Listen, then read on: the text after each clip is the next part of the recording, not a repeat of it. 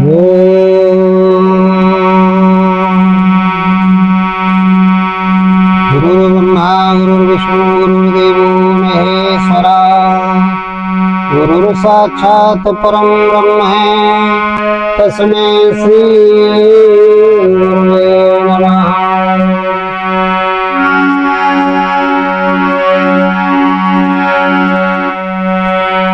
ध्यानं गुरुर्मूर्ति पूजामूलं गुरुपदं प्रमन्त्रमूलं गुरुर्वाक्यं विमोक्षणं गुरुकृपा।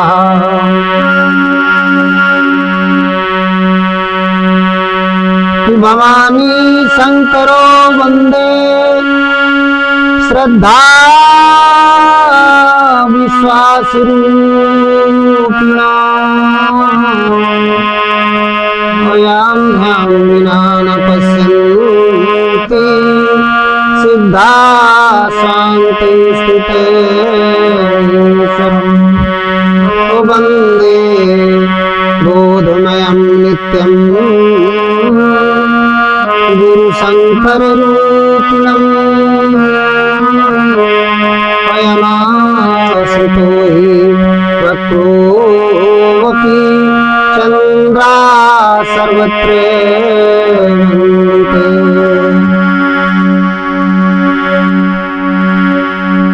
बोलिए सद्गुरुदेव भगवान की जय। हृदय में स्थित परमात्मा राम की जय। मेरे प्रिय श्रोता बंधुओं, आज का बड़ा सुंदर प्रसंग है भगवान राम की माता कौशल्या जी का।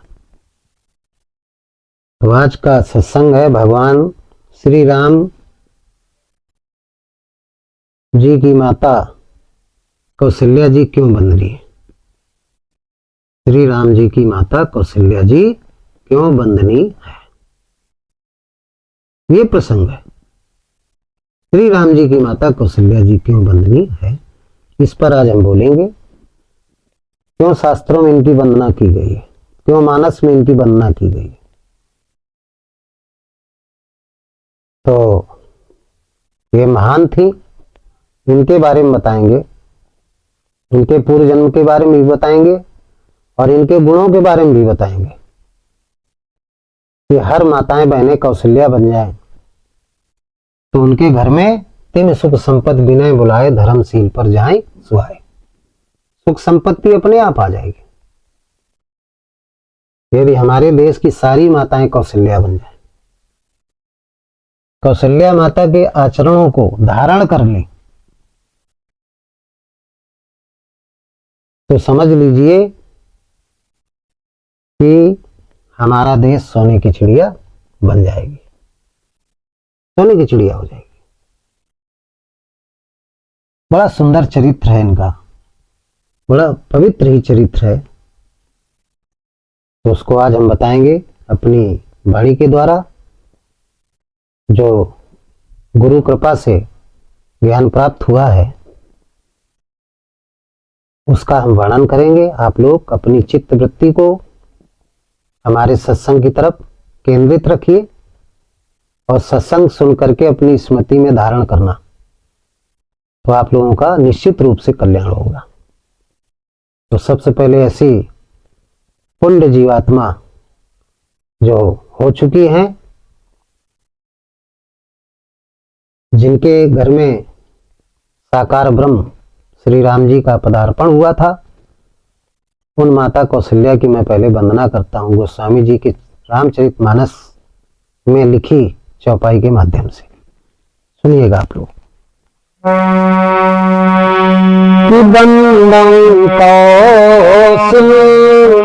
कौशल्यादिसि प्राची अकीरति जासु विमल मतिमाचू बंदहु कौशल्यादिसि प्राची अकीरति जासु विमल मतिमाचू वंदो कौशल्या दिस प्राची, अकीरत इजास विमल मत माची। मैं पूरब दिशा रूपी प्रतापवान, गुणों वाली, पूर्ण गुणों वाली माता कौशल्या जी की वंदना करता हूं, जिनकी कीर्ति बड़ी सुंदर है, विमल है और मुनियों के मन को मोहने वाली है।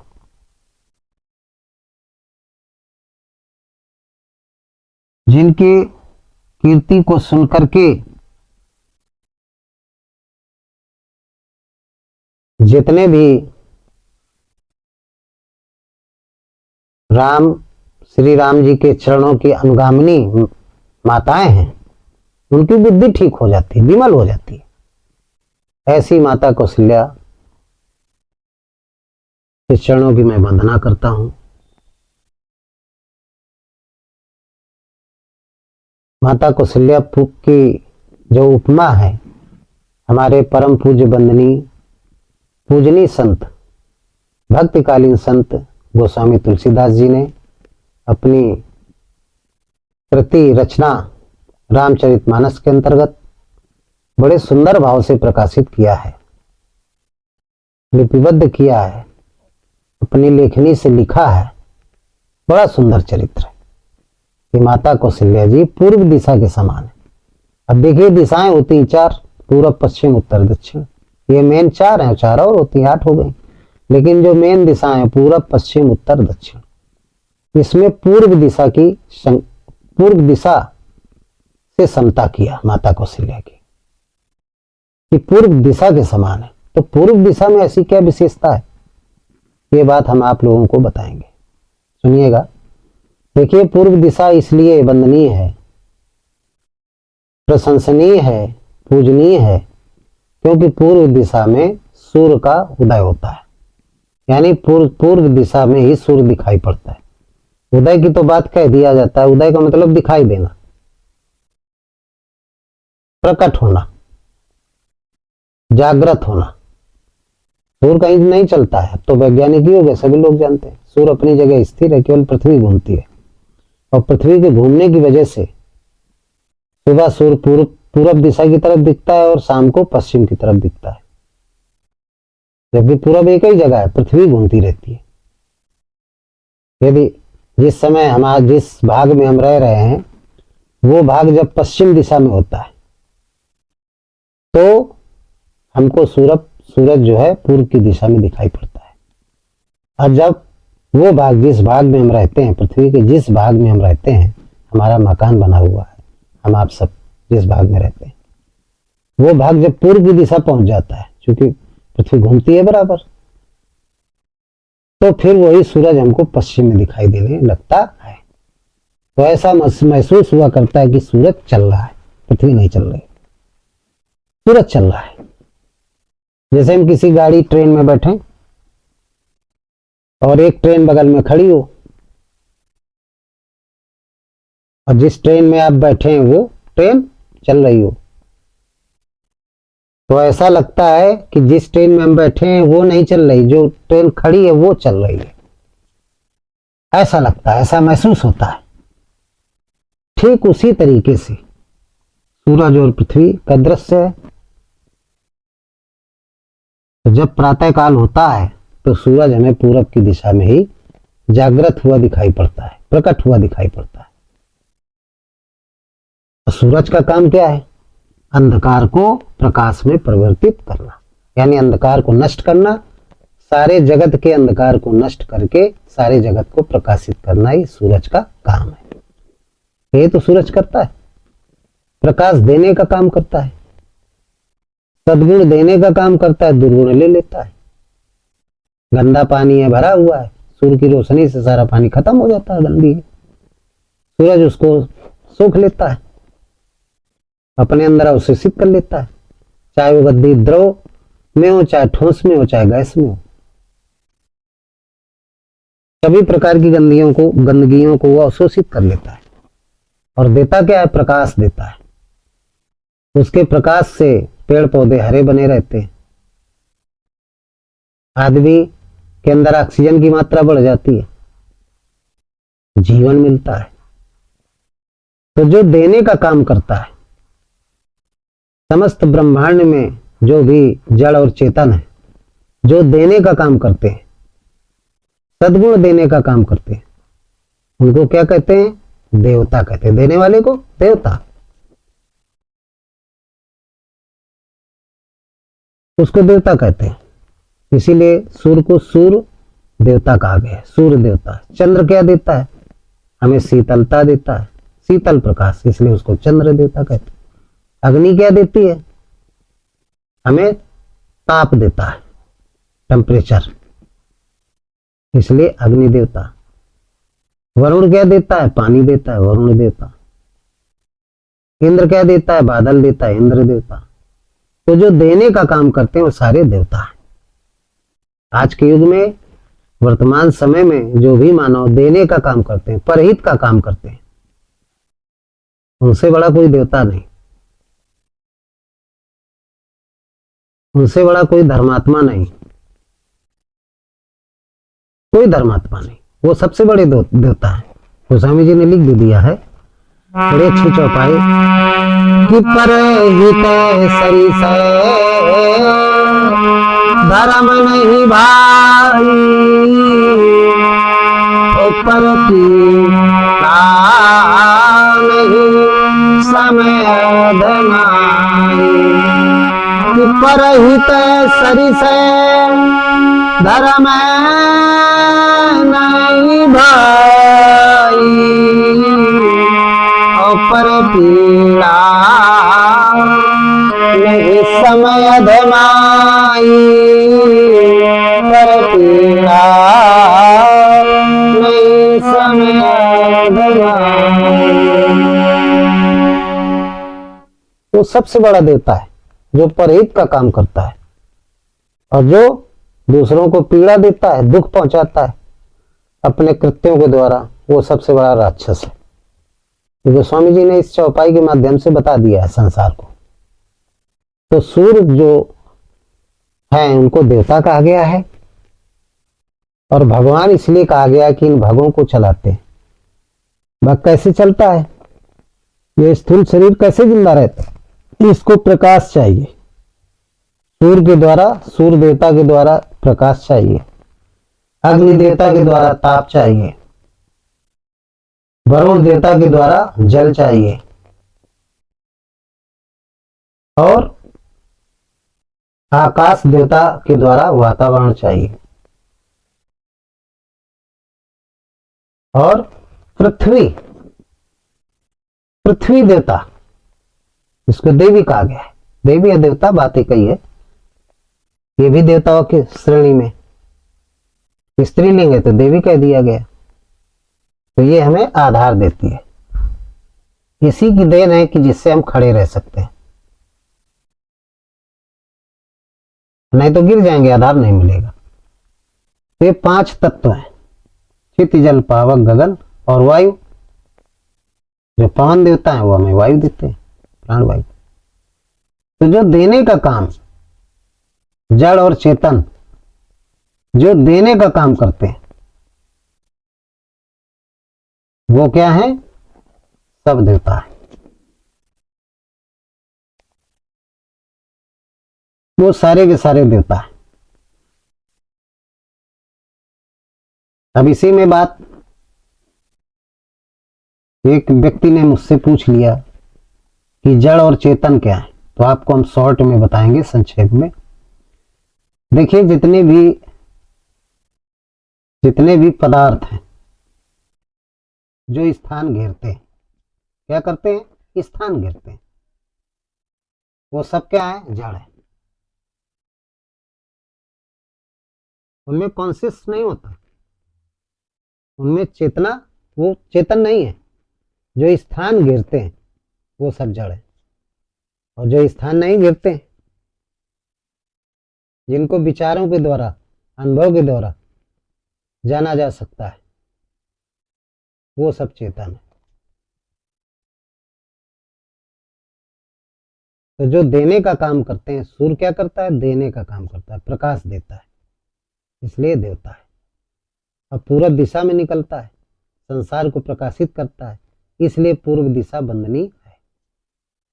तो पूर्व दिशा तो हो गई बंदनी, लेकिन कौशल्या जी क्यों बंदनी है? इसलिए कि इनके घर में भी सूर्य प्रकाशित हुआ। ये जो सूर्य है, ये अपने सौर मंडल के अंतर्गत जितने भी ग्रह आते हैं, चंद्रमा, पृथ्वी, ये 9 ग्रह हैं, उन्हीं को ही प्रकाशित करता है, सबको नहीं करता। ब्रह्मांड तो बहुत बड़ा है, असंख्य गैलेक्सी हैं, असंख्य सौर मंडल हैं,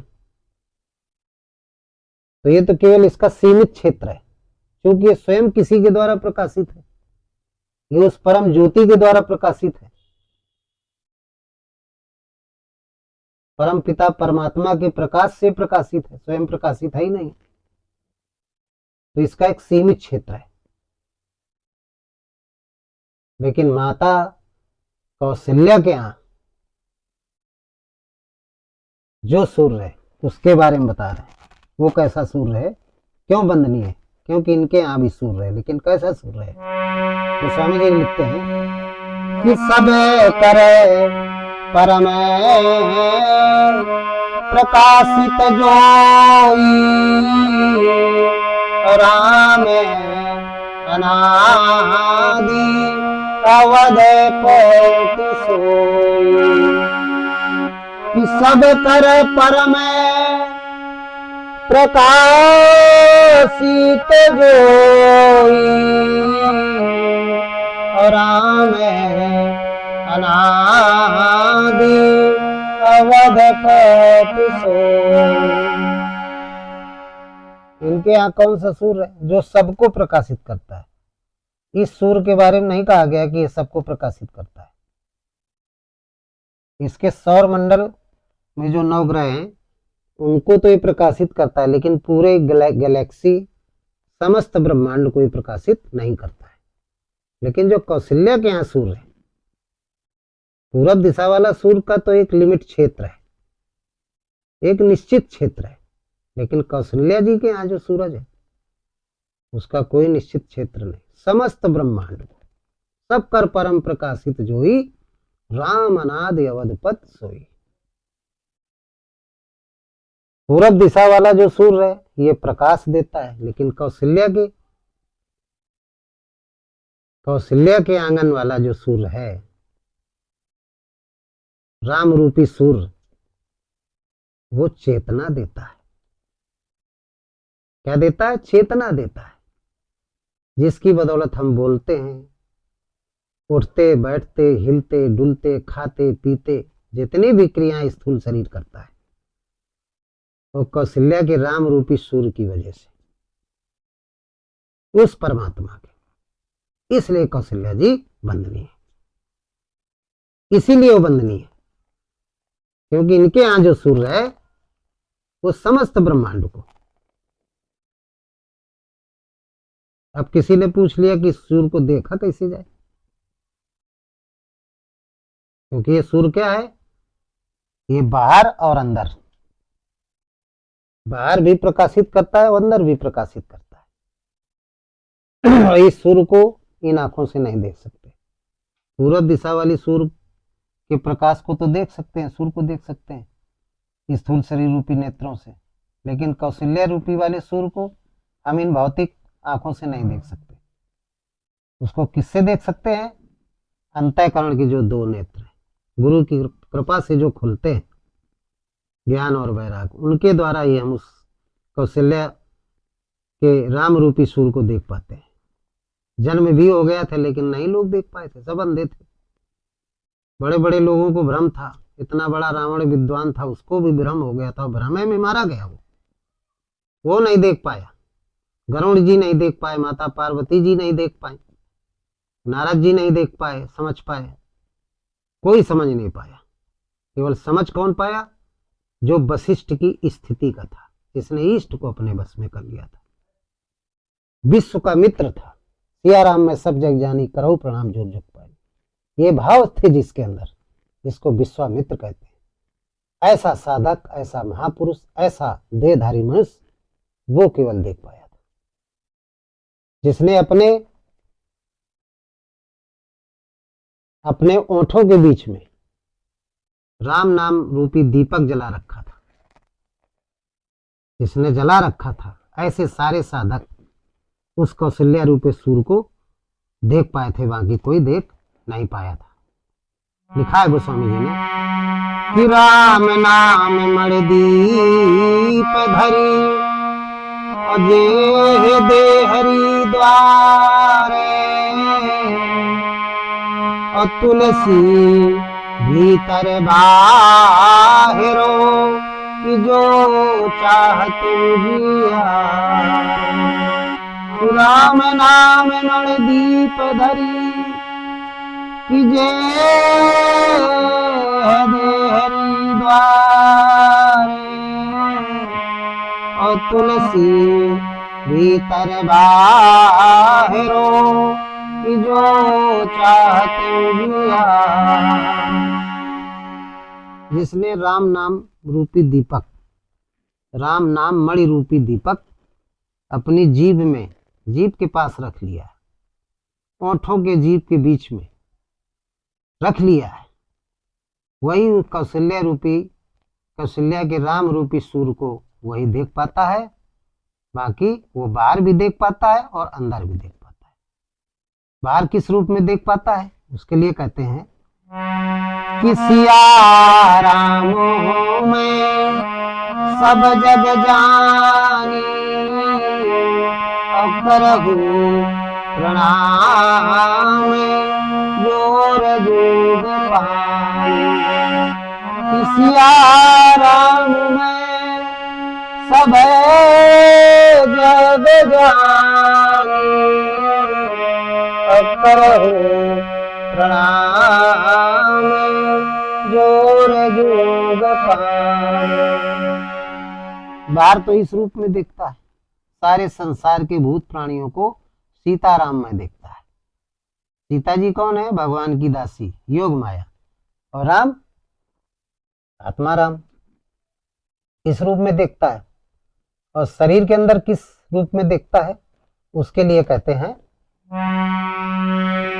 भगवान कृष्ण ने गीता में लिखा है कि ईश्वरा सर्वभूतानां हृदय देशे अर्जुन तिष्ठति अभ्राम्यान् सर्वभूतान् यंत्रारूढ़ान् माया। और अर्जुन ने पूछा तो बोले सबके हृदय में रहता है। अर्जुन बोले उसका स्वरूप क्या है? तो कहते हैं हृदय के अंदर कैसा दिखाई देता है, गीता में बताया गया है कि ज्योतिषामपि तज्ज्योति स्थैमसा चापरमुच्यते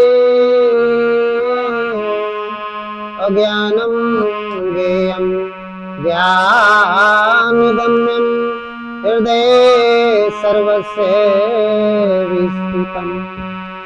अज्ञानं ज्ञेयं ज्ञानगम्यं हृदय सर्वस्य विस्मृतम्।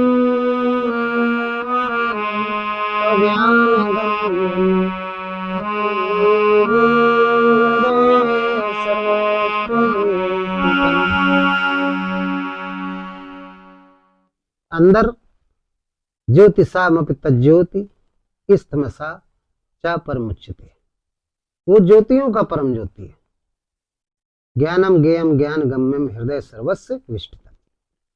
पूर्ण ज्ञानी और पूर्ण ज्ञान को जिसने प्राप्त कर लिया है, आत्मज्ञान को जिसने प्राप्त कर लिया है, वही उसको देख पाता है कि वो सबके अंतःकरण में स्थित है और ज्योति स्वरूप है।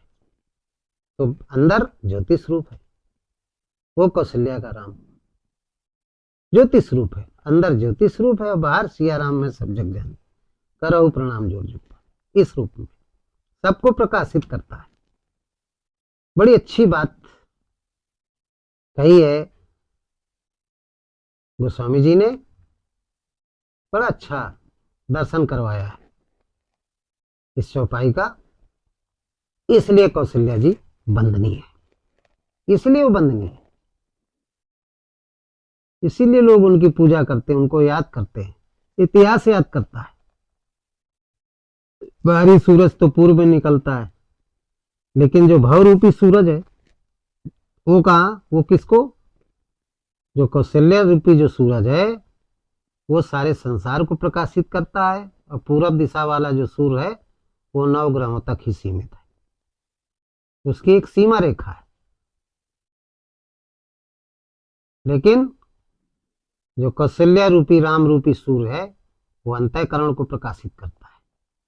अंदर जब उसकी जागृति हो जाती, निकाल आता है अंतःकरण में, तो मनुष्य के अंदर जितनी भी आसुरी प्रवृत्तियां हैं सब का विनाश हो जाता है, सब जल जाती है उसमें। दैवी संपत्ति जागृत रहती है, और उसके जागृत होने से वो देहधारी पुरुष ईश्वर स्वरूप हो जाता है, ईश्वर स्वरूप हो जाता है। इसलिए कौशल्या जी बंदनीय है। और क्या विशेषता है, और क्यों बंदनीय है?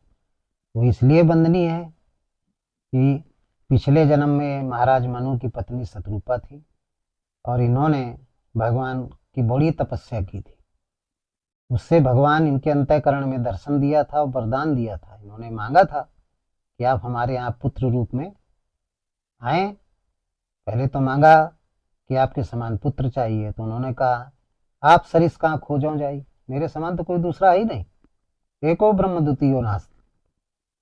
लेकिन कोई बात नहीं है, आपके जो पुत्र पैदा होगा उसके अंतःकरण में मैं प्रकट होऊंगा, स्वयं आपका पुत्र बनूंगा।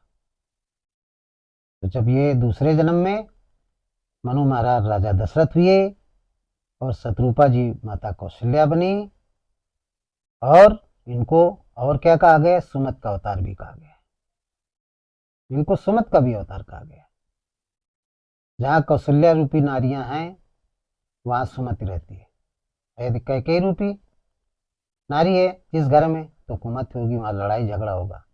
कौशल्या रूपी नारी होगी तो सुमत होगी, और जहाँ सुमत होगी तो वहां संपत्ति होगी। कहते हैं कि जहाँ सुमति तहाँ संपत्ति नाना, जहाँ सुमति तहाँ विपत्ति निधाना। जहाँ सुमति तहाँ संपत्ति नाना, जहाँ सुमति तहाँ विपत्ति निधाना। जहाँ सुमति तहाँ विपत्ति निधाना। जहाँ सुमत होगी वहां संपत्ति का वास होगा, जहाँ कुमत होगी वहां विपत्ति का वास होगा। वहां विपत्ति रहेगी, लड़ाई झगड़े होते रहेंगे और धन की हानि होती रहेगी। तो कौशल्या जी में एक विशेषता और है कि सुमत का अवतार है, इसीलिए ये बंदनीय है। तो कितनी विशेषताएं हैं, एक तो सुमत का अवतार है, दूसरी चीज है कि इनके यहाँ वो हृदय स्थित राम पुत्र रूप में आए, इसलिए बड़ी बंदनी रही। सुमति और कुमत को संभालने का काम किया, इसलिए बंदनी रही। क्या भगवान का अवतार हुआ, इसलिए बंदनी रही। तो आप लोगों की बात समझ में आ गई होगी। इन्हीं शब्दों के साथ इस सत्संग को हम समाप्त करते हैं।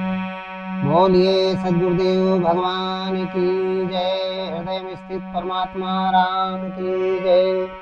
सर्वे भवन्ति सुखिना, सर्वे सन्तु निरामया, सर्वे भद्राणि पश्यन्ति मा कश्चित् दुःखभाग् भवेत्। ओम राम राम राम। ओम